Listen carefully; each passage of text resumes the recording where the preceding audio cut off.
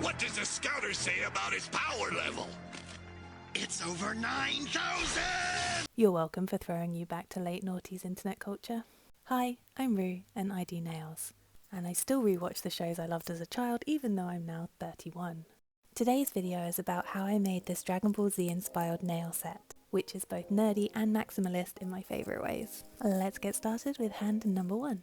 I'm putting down a blue sky background because no matter what angst or mayhem is happening on screen, it's always a beautiful day in Dragon World. I'm using a thin liner brush to add white lines and then blurring them into clouds using a dry flat brush. The 4 fingers of this hand are going to have the titular Dragon Balls on them. I decided to make these 3D by mixing some solid gel with some orange jelly polish to create the stickiest substance known to man. I shaped little spheres out of the gel with my hands and then I placed them on the nail using tweezers. After adjusting the shape on the nail, I painstakingly painted tiny red stars on them using a gel pot. I topped them off with a thick blob of top coat to make them rounded, finished the shape with a file, and then coated the whole nail in top coat to seal. It was around this time that something weird happened in my brain. I just kind of wanted to eat them. Do they look edible to anyone else? Just me? Okay, time to summon the dragon.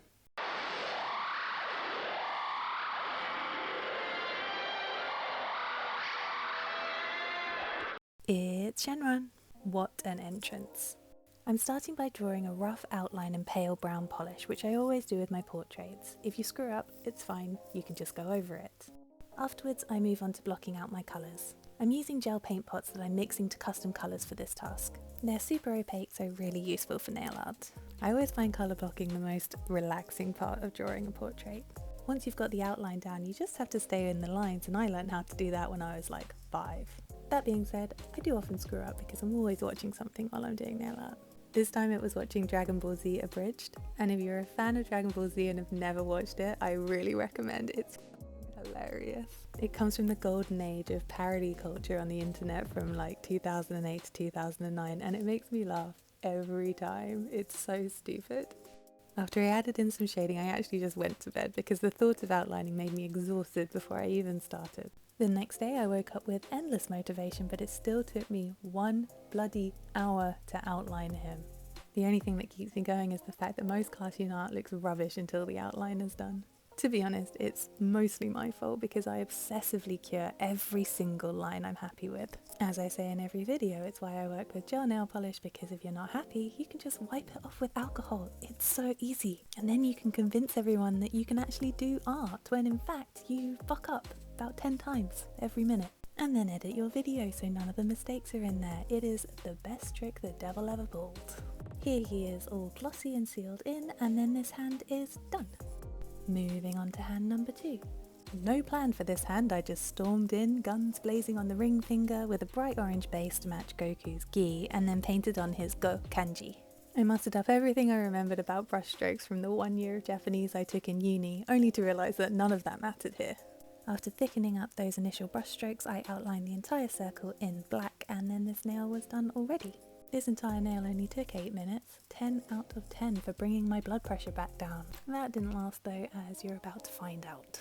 For the other 4 nails I'm grabbing this bubblegum pink, which might seem like an odd choice, but I wanted this guy to be inspired by the beautiful sunsets in the show's art. After putting down my bubblegum pink base, I'm using a latex-free makeup sponge to sponge on a gradient with some blue polish at the top.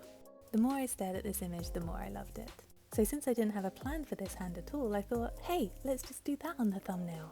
Sun, easy. Clouds, easy. Do those all the time. And then for my stupid ideas. Stupid idea number 1, I convinced myself that I can paint a rock stack. I can't paint a rock stack? How do you paint a rock stack? I'll spare you the painful 22 minutes it took me to work this out. To be honest, I blacked out a little bit and just let it happen to me. There was pink involved in some point. I don't really know what happened.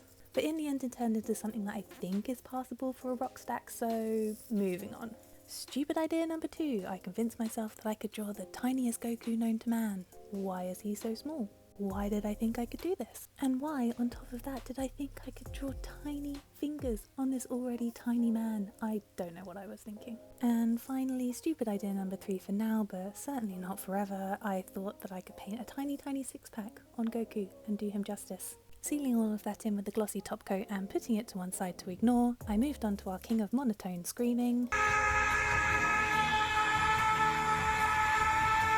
Our sweet little monkey, Goku. I have a printout of Goku here for reference because in anime characters it really is all about the ratio of the features since everything else is so simple. Just like before, I'm doing my light brown outline again and then a very simple 3 colour block this time. And this was surprisingly quick with only 3 colours to do, which is good because I could focus on rewatching Dragon Ball Z for the millionth time.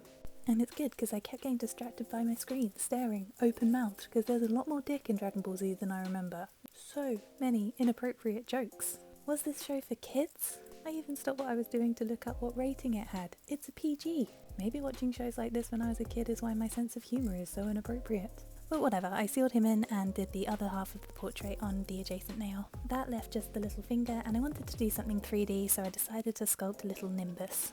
I found this outline on a flash sheet for a tattoo artist which I thought would be useful, and I used my solid gel again to start sculpting. Once I was happy with the shape, I smoothed everything over with a little bit of acetone and then cured. The base of Nimbus was this beautiful buttercup yellow which I shaded with mustard yellow before outlining everything in black. And with that, this second slightly stressful no plan hand is finished. So all that's left to say is ta-da! This is the final set. The result of 6 hours and 7 minutes hiding from the wind and the rain, according to my uncut footage, but I personally can't think of a more productive way to spend my time. I had so much fun making this set, trying new things, and if you love over-the-top nails and Dragon Ball Z, firstly, let's be friends, and secondly, they're available for purchase from my Etsy shop. If you enjoyed watching me make this set, then drop this video a like and comment down below what anime you'd like to see me do next. Subscribe for more nail art designs like this, and I'll see you in the next video. Bye-bye! Later, bitches.